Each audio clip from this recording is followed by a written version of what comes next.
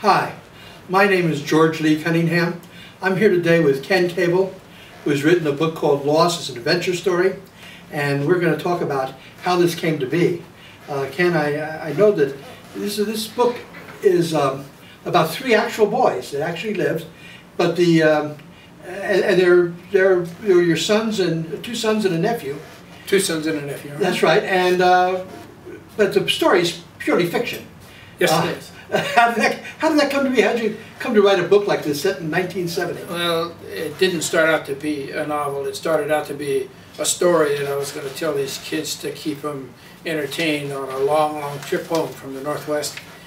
And it took place along the eastern Sierras, and this is an area they're all familiar with because we've hiked and fished and camped up there over the years, ever since they were little guys. Mm-hmm. So by putting them in the story and in an area that they knew, it kept them fascinated all the way home and made that trip a lot easier. Well, you know, one of the things I thought that made the book so much fun was these survival techniques that these young boys used to get through the blizzard and to stay alive. And did you how'd you research that? Did you have to go and find those things? Well, actually, I've done most of them. I've made fires, and I've caught fish with my hands, and found shelters, and so that was pretty easy. And all of the boys understood the fishing too, so that was not a great revelation to them. But no, there wasn't any other research other than my own experience. Okay. Well, what kind of response are you getting from folks who have read the book? I know that the book is really aimed at kids, but from what I've heard, a lot of older folks are reading it and enjoying it as well. Well, yeah, that's very interesting. The book is about kids, but it's written for all ages. And I've heard from many, many people who've read the book. They tell me, I started reading the book, and I didn't put it down until I finished it. So there's a lot of that, and so it's going quite well. People who read it like it. Well, that's great praise when somebody says they can't put it down. I noticed the book takes place in California's eastern Sierras. Yes. And you seem to be just from the reading. In the middle of the book, Mark, the oldest son, who's in great danger, at the time acknowledges in the book that this place is beautiful, and you seem to have an affinity for that area as well. Oh yeah, the High Sierras on both the eastern and the western side are very, very fascinating places.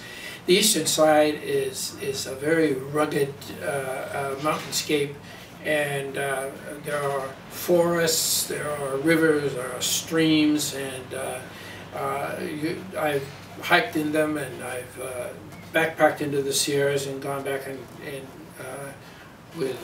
on horseback. And it fascinates me every time I go. Highway 395 to me is my favorite road in all the world. I kind of have to drive up and down that at least once each year, and to benefit my soul. Well, that's good. I know that feeling where you get out and you kind of experience a little bit of the wilderness. Your sons, Mark and Jeff, are grown-up men now. Oh yes. Can you tell us where they're at and what Sure. they're doing? They were Jeff was 7, and Mark was 13, and Stephen was 10. Mark is a grown man. He's a missionary in Romania with his wife and my grandson. And Jeff is works for an insurance company in Simi Valley. He has 2 sons. And my nephew Stephen sadly lost his life in service of the country in the U.S. Navy. Okay, well that is sad, but what a good what a nice legacy. And your sons have seen the book. Oh yes. They enjoy seeing themselves. Yeah. And of course, they've already heard it when you told them the story originally. Yeah, they appreciate the book, and for something that never started out to be a book, it's turned out pretty good.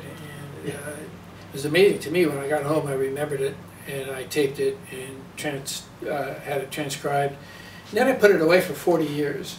I only took it out about 2 years ago and decided I wanted to make it into a book. It's a good book. I've read it. It's interesting. Whether you're a kid or you're not a kid, You'll enjoy the adventure. It reads really, it's a quick read, and it's an interesting read, and I heartily recommend it. Ken, thank you so much for being here. Thank you, George.